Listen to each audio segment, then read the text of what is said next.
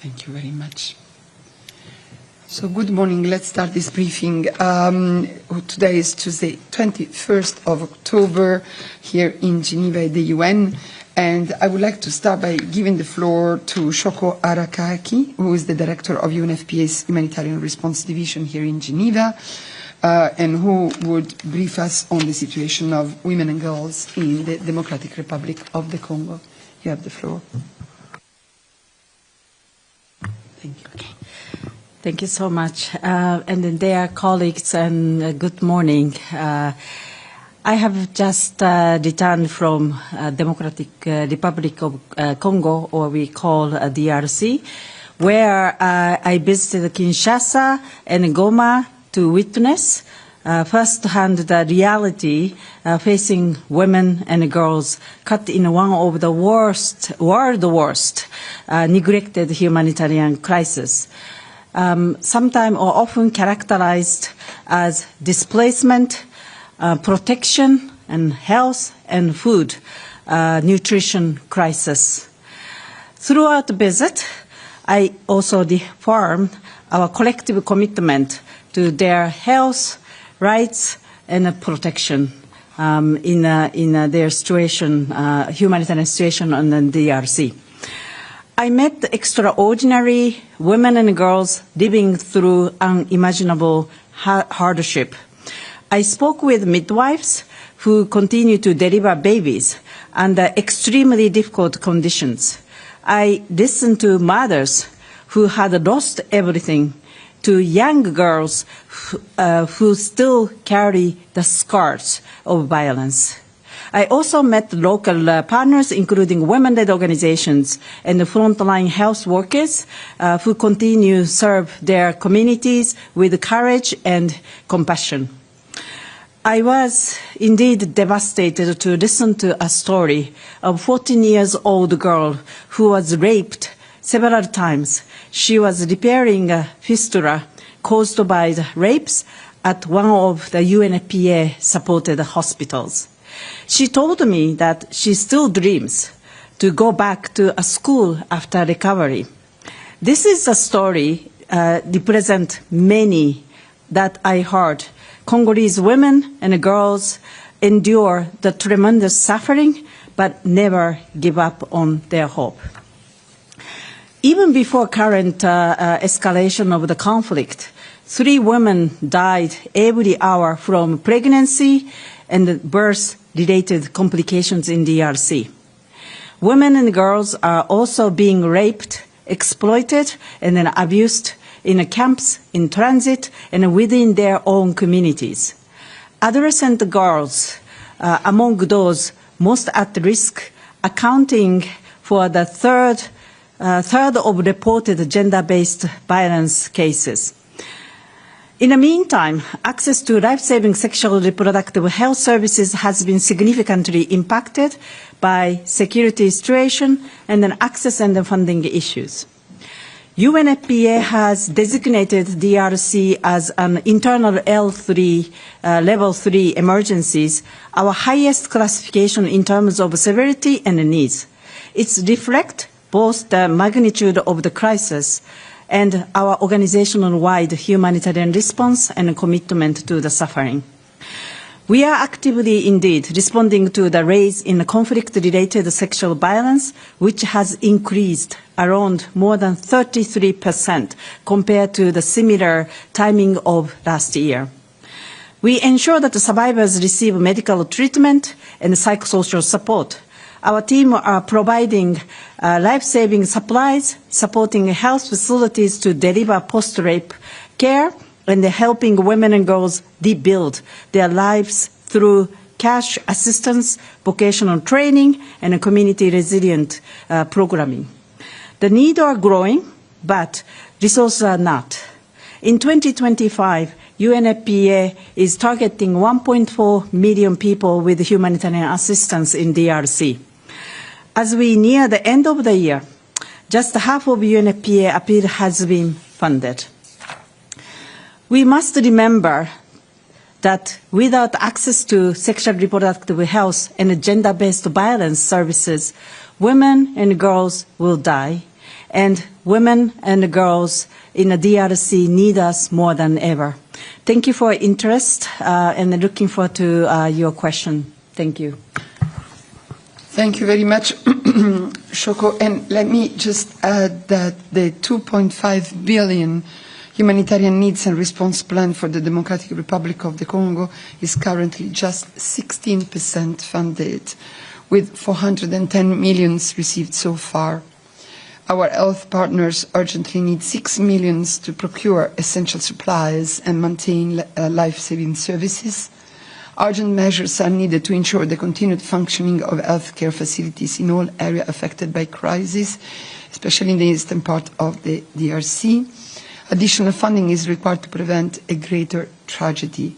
We also call on all parties to uphold their obligations under international humanitarian law to protect civilians, protect civilian infrastructure, including health facilities, and to ensure safe and unimpeded access of humanitarian aid wherever it's needed. And I'll open the floor to questions now. Let me see. Robin, AFP. Good morning. The scale of rape and abuse and exploitation that you just detailed there, what is the government in the DRC doing about this situation?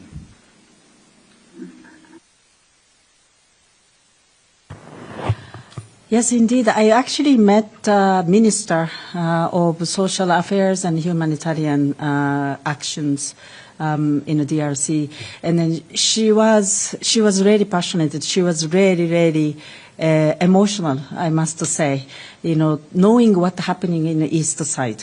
And government of DRC is always supportive about protection of women and girls, and then responding to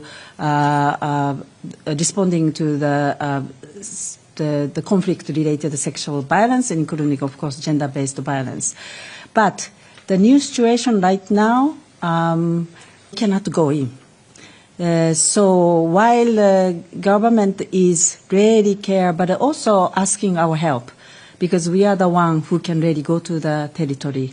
But I just want to highlight that we get good support from the government for this issue. Thank you. Other question in the room? I don't see any. Let me see if on the platform we have anybody who has comments or questions for you. I don't see any. So thank you very much, Shoko, for coming and telling us about this important mission, and also putting the spotlight on this other terrible situation which we've been seeing for such a long time in DRC. So I'd like to ask now Eber to join us on the podium. Thanks again. Thank you. If I find the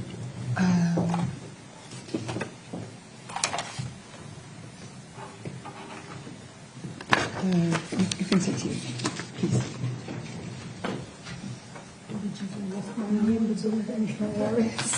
I know the building is complicated these days. Thank you very much. So I think you have already met Aber Etefa, the Senior Regional Communications Officer and Spokesperson for the Middle East, North Africa and Eastern Europe of the World Food Programme. I think you briefed already the journalist at last briefing, and you are here to give us a further update on the situation in Gaza. Thank you.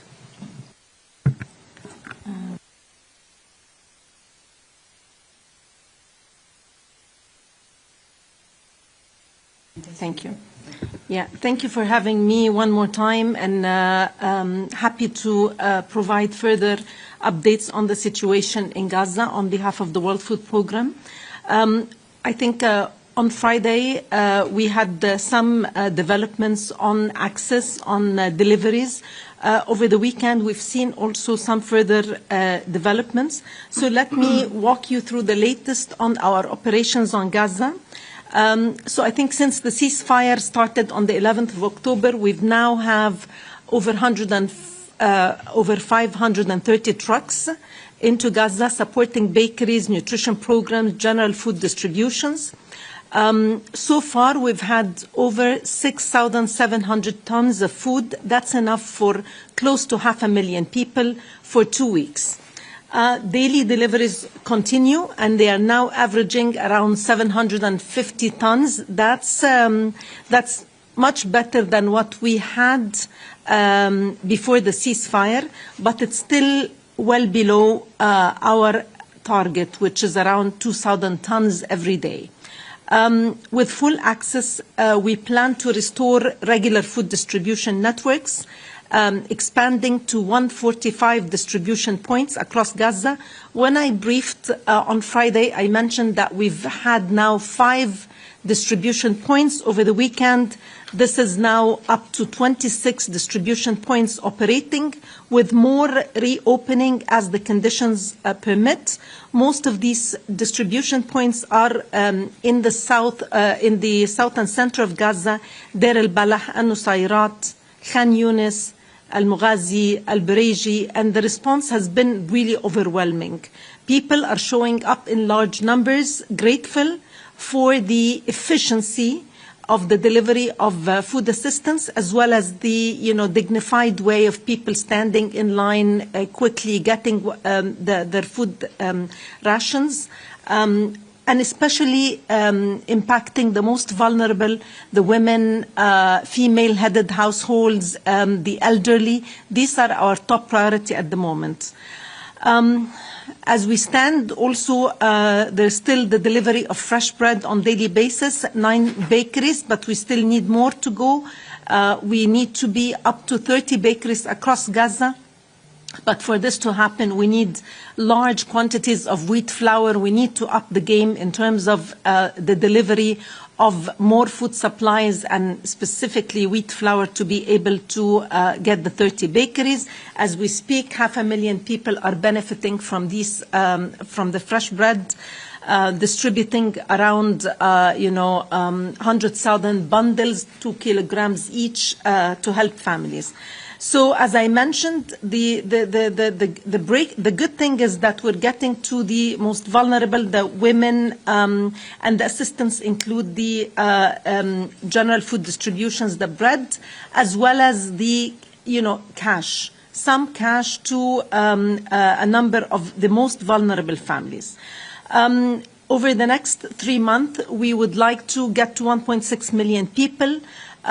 We're also scaling up the nutrition support for the pregnant and nursing mothers, and very important that we get into the North Gaza. We've managed to get some distributions in Gaza City, but not at the scale that we would like to see. It's very important that we get all the food, all the border crossing points open at the moment.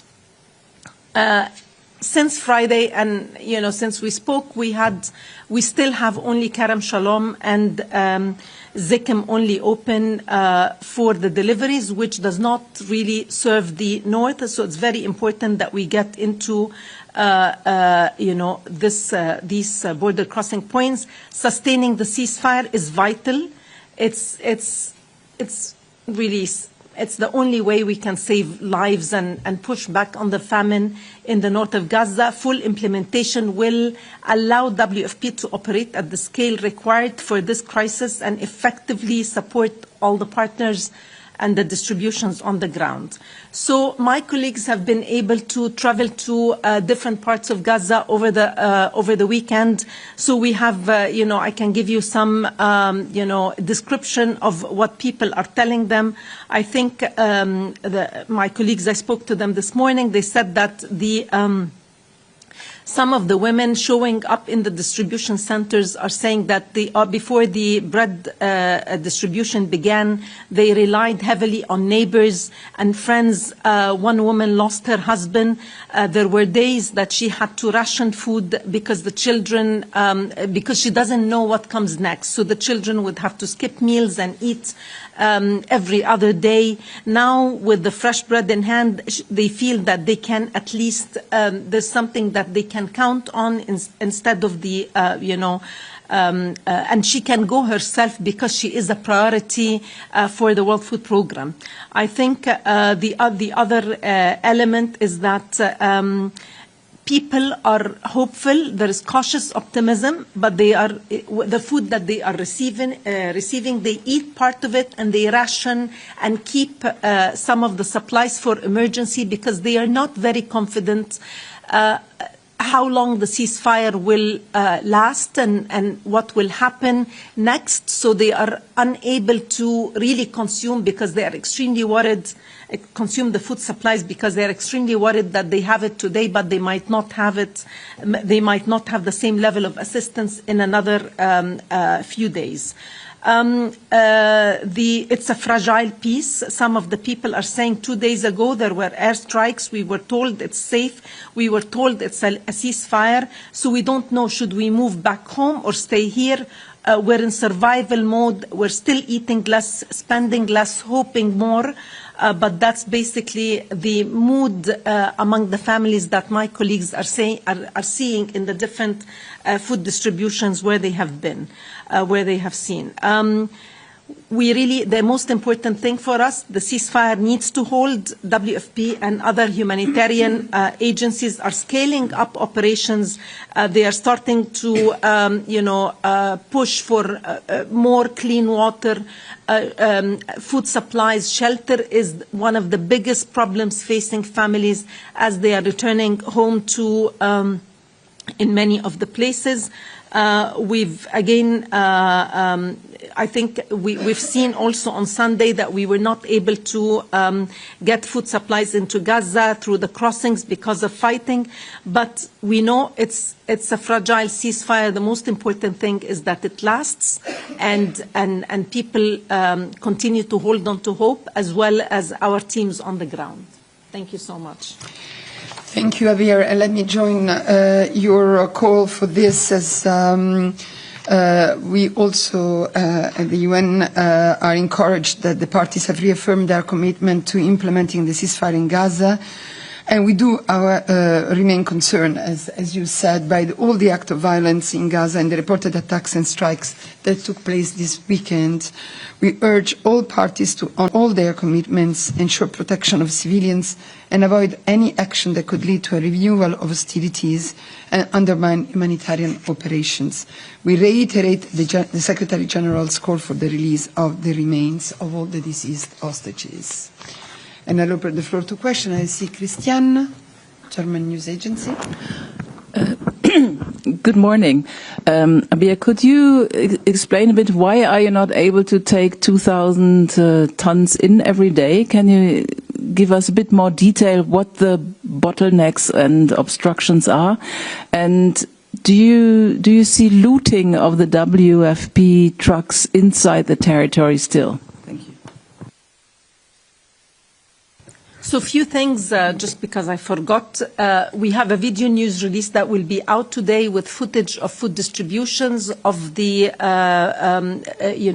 movement inside Gaza. So you'll have a collection of freshly collected content and footage, video footage from the ground in the last 2 days. That's one. The other thing is that also when I mentioned the distribution of cash, I meant it's the digital vouchers that we're giving to families so that they can go back to the market and are able to get fresh food and produce. And that's mainly for the most very vulnerable families. And these are the mainly the severely malnourished who need complementarity to the food basket that we're providing, which is always, dry food rations. In terms of your question, first question is on the why we're not seeing the scale up. To be able to get to this scale up, we have to use every border crossing point. Right now, we're only using Kerem Shalom and Zikim. So, of course, the capacity, the pressure, the movement inside Gaza with the severe amount of destruction makes it, almost impossible to get to this goal of 2,000 tons unless you are able to utilize all crossing points. So we need this to open. We need, of course, that requires a lot of coordination on the ground. So we're hopeful that we're going to get to this point, but it is happening slowly. As I mentioned, over the weekend, we've had more distribution points happening, and the team is, pushing everything on the ground so we can get to this, to that level. In terms of looting, we haven't seen looting actually of our convoys since the ceasefire, since the opening of the supplies. I think people are reassured now that, if they wait, that they are going to see more, and they are, seeing that convoys are coming constantly. People, the bakeries are starting to run, and that's an important element psychologically, so that people are patient and wait for food supplies to come. Plus, also, we are not seeing any, kind of the armed groups on the ground that also, took part of these looting events at a certain point. So, happily to report that convoys are pushing through, food is getting to the warehouses, and distributions are happening in an organized and dignified manner. So these are the two questions, yeah. Thank you very much. I'm sorry, I'm really sorry also. I mentioned that it is Kerem Shalom and Zikim. Actually, it's Kerem Shalom and Kisufim. Zikim is in the north, and it's not yet operational. So it is, just to reiterate, it's Kerem Shalom and Kisufim that are open at the moment. Yeah, Kerem Shalom, yeah, and Kisufim, absolutely. Emma Farge, Reuters. Good morning. Great to have you with us in Geneva. Two questions, please. One on the crossings. Have you got any indication when the northern crossings will reopen, and why the reluctance on the Israeli side to open them, given the scale of the needs? And secondly, given that there has been a famine in northern Gaza and there are pockets of people who I imagine who have been isolated and you haven't been able to reach yet. Are you concerned at all about refeeding syndrome, people who have been deprived of food for so long, possibly suffering from having too much too quickly? And if so, how are you planning for that? Are you seeing any cases? Thank you very much. So on your first question, no, we don't have an indication on when this border crossing point will open. On the refeeding, I'm sorry, I didn't get the question. If people are getting too much to eat after a long time of privation, yeah, additional health problems, and how you preparing for that? I think I'm not sure that we have the enough food for the whole population to see that we have a refeeding syndrome. I think people are just like still what they are getting is enough, but it's not too, and as I mentioned, people are nervous about the future of the ceasefire and whether they'll continue to get access to food or not. But we have not heard from on the ground that there is a refeeding program, a problem. And we have nutritionists with our teams in Gaza, so I'm sure that they are looking into that. But we haven't gotten into the point that Gaza is flooded with food and families have more than what they need. Other questions in the room? To Abir? Isabel Sacco, Spanish News Agency. Thank you. Just on the weekend, we all expected Rafah to open. So were you doing preparations for that at any moment? Were you ready to use this crossing point? And if yes, whether you are still preparing to use Rafah? Thank you. At the moment, we're using Kerem Shalom, and we will continue to use Kerem Shalom for sending supplies. I don't know if Rafah is yet operational for commercial and for for humanitarian cargo. So I don't think we have immediate plans to use Rafah. We will continue to use Kerem Shalom in the south to push supplies into Gaza.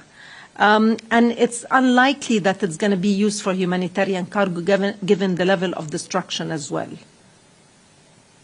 Yeah. Okay, Robin, AFP. Thank you. What about fresh food, bringing fresh food into Gaza? How much of that have you been able to bring in? And secondly, food that makes it to markets. Do you have an indication of what sort of prices staple foods on markets are going for? Because we've heard reports in the past that things which are available to buy are extremely expensive and beyond the reach of a lot of people. So traditionally, our food basket will not include fresh food or produce because of the, fragility and vulnerability of these, food items in terms of spoilage. But this is why it's very important that we keep the voucher program, because that allows people to go to the markets and to get what they need in terms of fresh food supplies, whatever is available. This is why it's very important, and we always advocate for the commercial supplies to get in. I mean, humanitarian aid and supplies will not be the only solution for, dealing with severe malnutrition and, and having a complete food basket. So it's very important that we see that commercial supplies get in. Now, in terms of the, we've seen reports that, because supplies are getting in, the food prices have dropped, but not to the level that it can be affordable. There's still a huge problem of access. People can find food in the market, but it's out of reach because it's extremely expensive. We believe that, I think, prices have gone down, and we're trying to, this is why it's very important to get to the most vulnerable. 200,000 people should be getting these voucher programs to be able to access food in the market. So I think we're hoping to get the private sector to continue to push and get supplies in the market. Well, yeah. Could you say when this voucher program will begin? If the recipients, when they will get electronically or in paper? I don't know how it works. You mentioned electronically, that could be the best, but in any case, when they will have these to be able to use them? We've already started, so 50,000 people have already received these vouchers, and they're able to go to the markets and redeem them. And again, the plan is to get to 200,000 people. That's 10% of the population in Gaza, the most vulnerable. One more question for you on the platform. Nick Cumming-Bruce, The New York Times. Yeah, good morning. Thanks for taking the question. Abia, I wasn't quite clear what access you have had to the north. Have you had any convoys into the north since the ceasefire? And if so, when, how many and when? And what's your assessment of the number of people who are living there and the kind of conditions there that your staff on the ground are finding? Thank you. So we, in terms of access to the north, we've had one distribution of nutrition supplements for the pregnant and nursing mothers. We've had, and children who are suffering from malnutrition. We've also had some nutrition snacks that are important to provide some, nutrition items that you don't get from, the regular food supplies, which is being distributed in these temporary learning spaces for children. But we haven't had large-scale convoys into the Gaza city or to the north of Gaza. We've cleared the roads at scale into the north, but we need these crossings to open so that we're able to get large-scale convoys.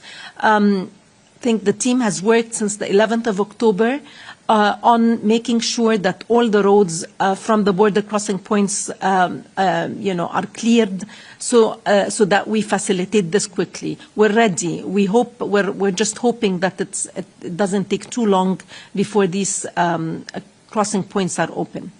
And he was asking if you have an idea of how many people are still living there and which conditions. I don't really have the exact number of how many people are still inside in the north, but you know, the IPC that was published on the 22nd of August has put the number of people in famine or risk of famine at around 500,000, so 500,000 people are facing famine conditions in the north of Gaza. It's a very dire situation. We've lost access, you know, to the north of Gaza for a month now, so it's the situation is extremely dire, and it's a priority to get, of course, to the northern parts of Gaza and to Gaza City. Satoko Adachi, Yomiuri Shimbun. Yes, good morning. Thank you very much for doing this. I have two questions. How many staff does the WFP have inside Gaza? And secondly, are you able to work with the staff of UNRWA for the distribution of your supplies inside of Gaza? Thank you. On your first question, I would need to get in touch with the team on the ground to know exactly how many staff we have on the ground. On your second question, we'll continue to work with all our partners on the ground, and we coordinate with UNRWA like all other UN agencies, UNICEF, WHO, there is coordination happening on the ground, and we're also working with the logistic clusters, with the, facilitating the movement of supplies on behalf of the UN partners and NGO partners inside Gaza. So we're working with all agencies on the ground. Maybe just to add that I think it was yesterday when UNRWA said that with the ceasefire in place and as more areas become accessible, UNRWA has been expanding the number of temporary learning spaces set up in community shelters for displaced people.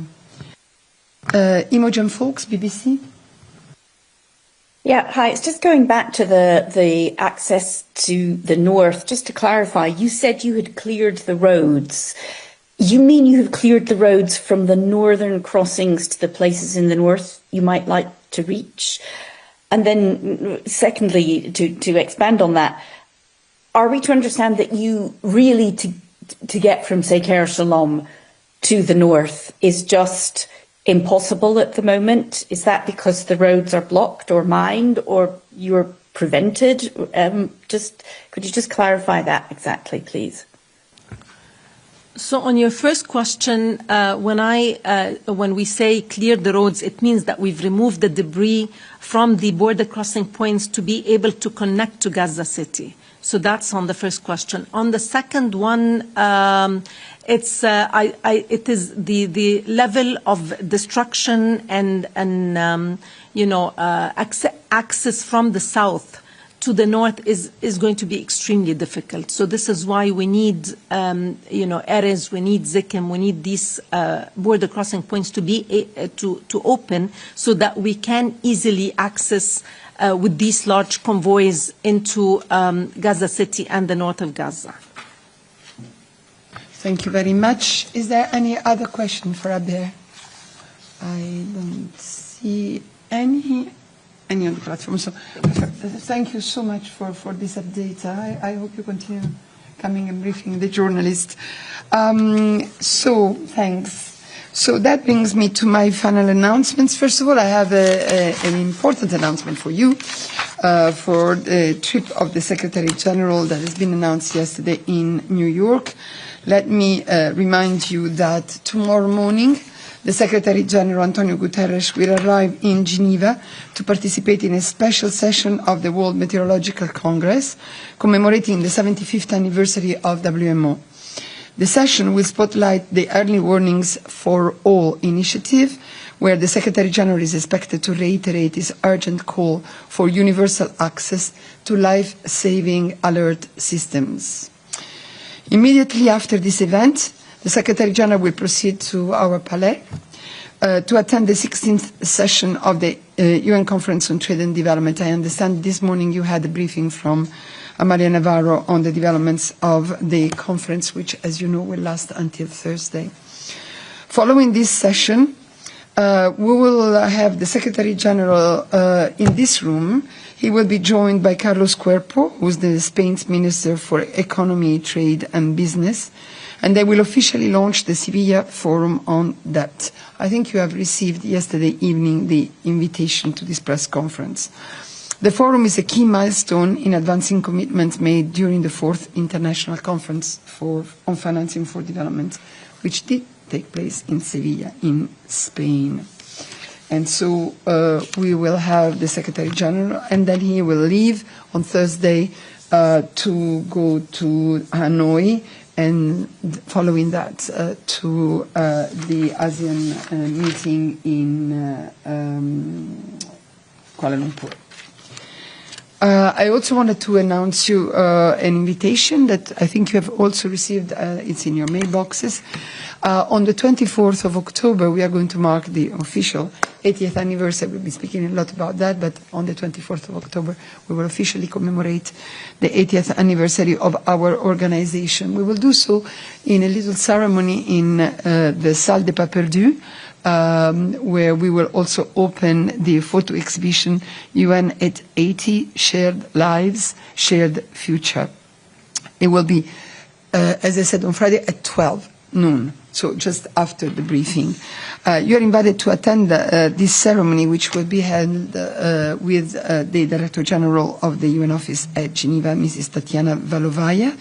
The exhibition that you will see will present 27 powerful stories showing how the UN makes a tangible difference in people's daily lives, from advancing peace and security to providing humanitarian aid, as we have just heard, fostering sustainable development and promoting human rights.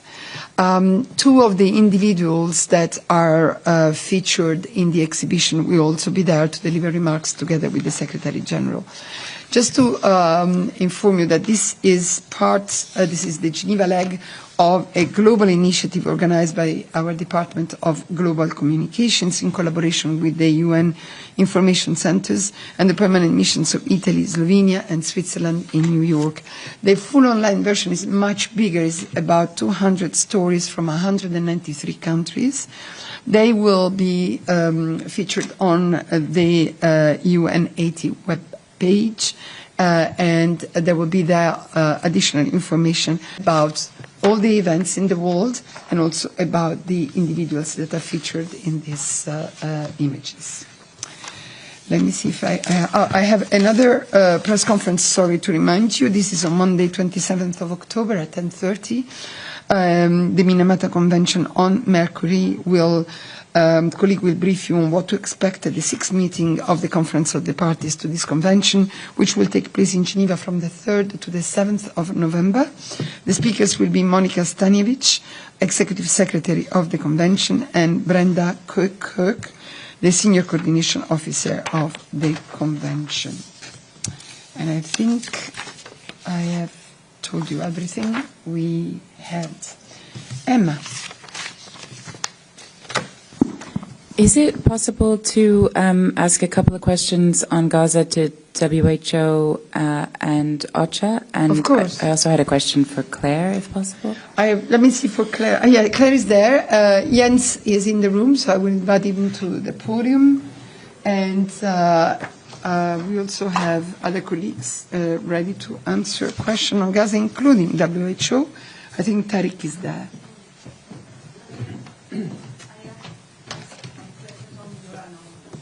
Okay, so Emma, do you mind if I listen to that first? Okay, Isabel, go ahead, and then while we are opening the connections with, I don't see Tariq yet, but yeah, go ahead. But can you use the mic, please?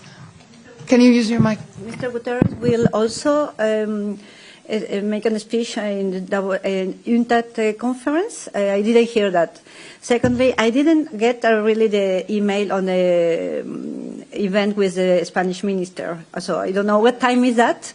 And finally, given the fact that we will have we have rarely the Secretary General here, will we be able also to ask a few questions of news? Thank you.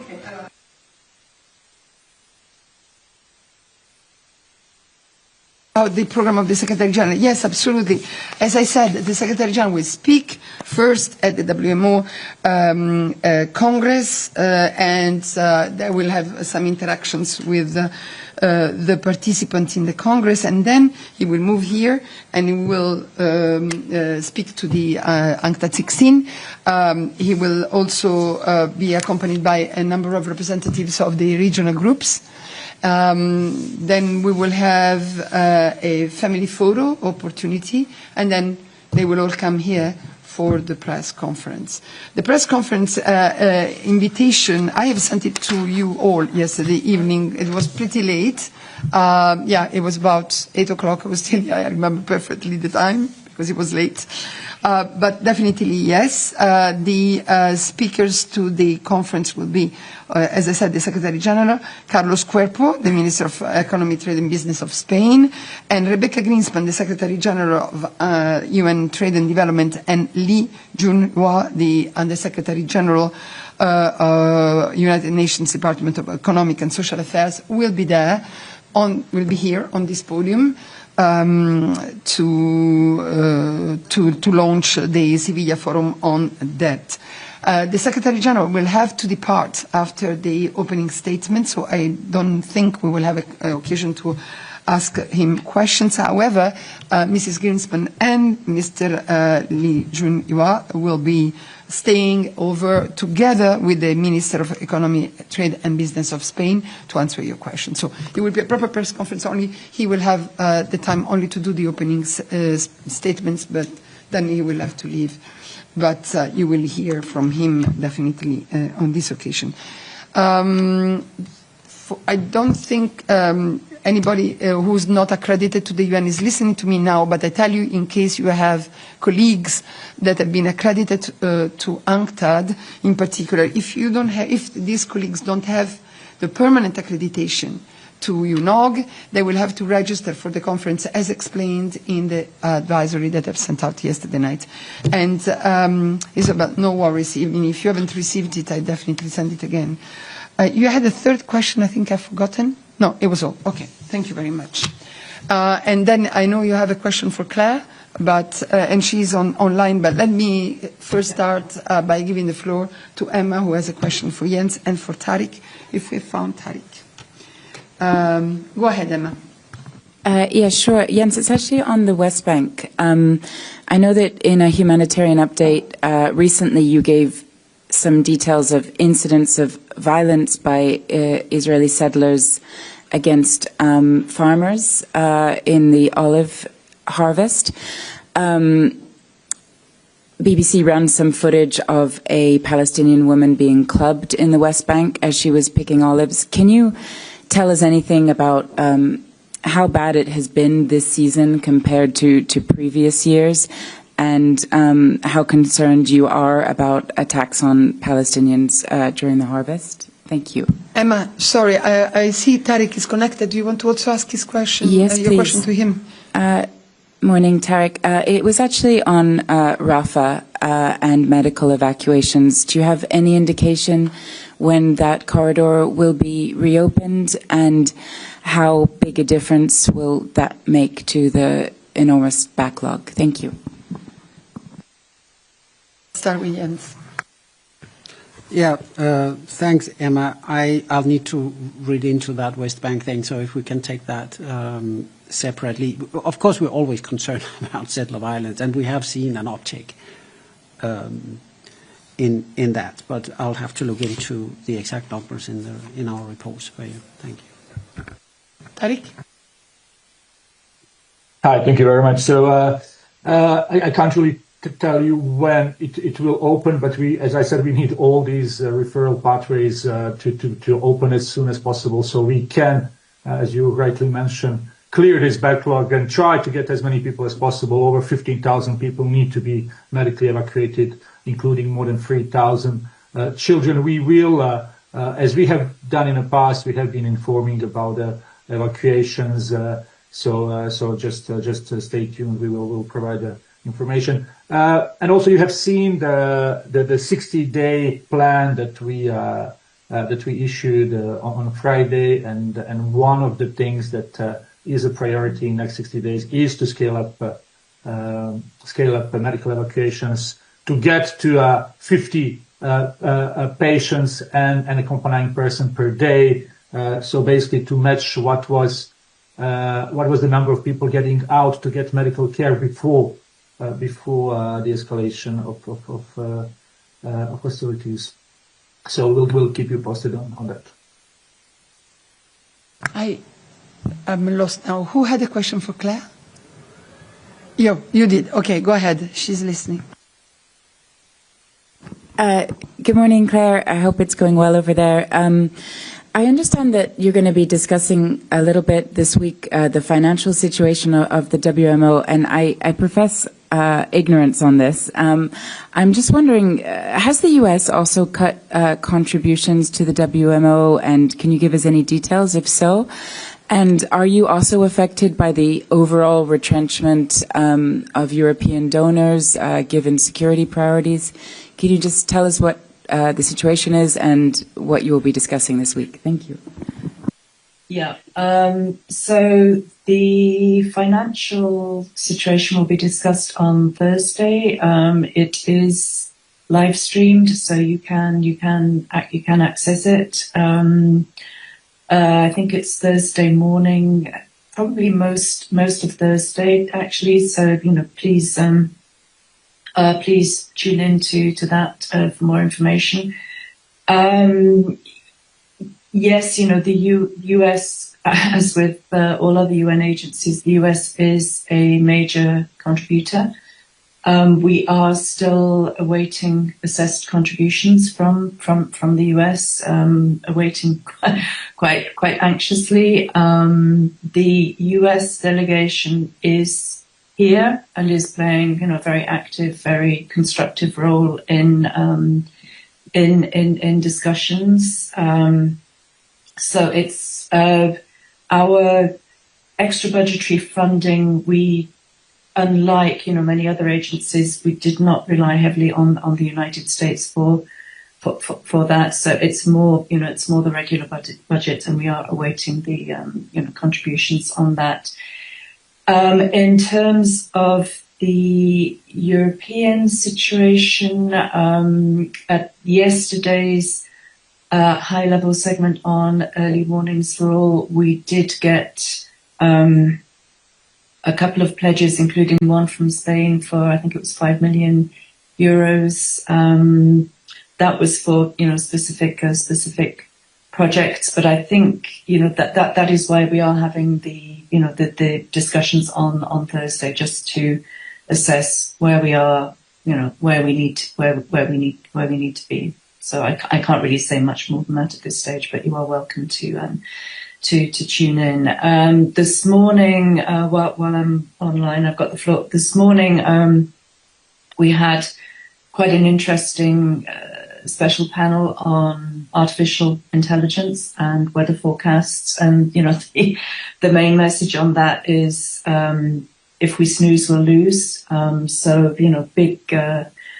there's a lot of momentum happening in AI, in weather forecasters, in all other domains. And we heard this morning really quite interesting presentation from Norway and from Malawi, with Norway sort of teaming up with the meteorological service from Malawi to try to help fast track them to more advanced weather forecasting capabilities by using AI models.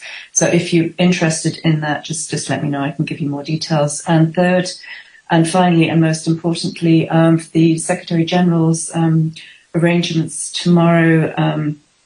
His interactive dialogue will be broadcast on UN television, also live streamed from WMO. Space is extremely tight. It's even tight for the members of WMO. So, whilst obviously accredited photographers, TV cameras, you are welcome. Please just confirm your attendance with me. For written media, I would recommend it's probably more efficient for you to follow the live stream, because there will be quite heavy security, and space will be very, very tight. I will send you the WMO Secretary General's written text under embargo, so you will have that ahead of the speech. Thank you. Thank you very much, Claire. Other questions for any other colleague who is connected? Nick, I see your hand. Is that for Claire? I can see in the chat you have not received the invitation either. I have just checked. You were all in my message. So this is really strange. I will send it again with pleasure. And but please check your mailboxes because I did send it yesterday night. But Nick, maybe you have a question to Claire? Yes, thank you, Claire. Good morning. Yeah, just in relation to US funding, do you have some numbers at your fingertips there? What percentage of the overall assessed contribution comes from the United States? And when you talk about waiting for the US to pay, how far in arrears are we talking? Are you waiting for the 2025 contribution, or are we going back further than that to 2024 as well? Thank you. I need to refresh my memory on the figures. From what I understand, I think it's just over 21% for the assessed contributions, and yes, 2020, 2025. We haven't heard word either yes or no. I think probably other agencies may be in a similar position to us.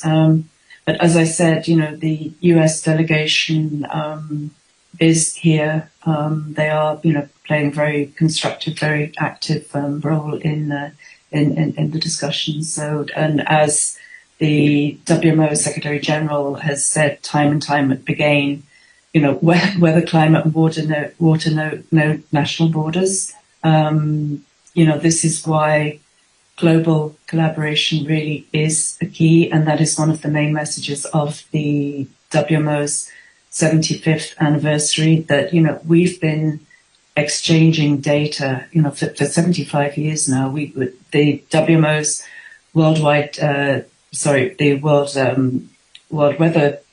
Forecasting Program, World Weather Watch, preceded the World Wide Web. So we've been doing this for a long time. The US has been right at the heart of the action, from the very beginning, and they remain, at the heart of action. They're very, very crucial, very important member. Thank you very much, Claire. Satoko. I just want to check with what you said. Since when the United States has not paid their contribution? Since 2024. Am I wrong? Since the Biden administration. Thank you. Let me double check. I understand it is also from 2024, but I'll double check and I'll get back to you on that. Thank you very much. Any other question? If not, thank you again. I think I'll see you all for the press conference of the Secretary General, and then we will see, of course, each other on Friday, and hopefully at the ceremony for the 80th anniversary. So thank you very much, and I'll send again the invitation just now. Thank you.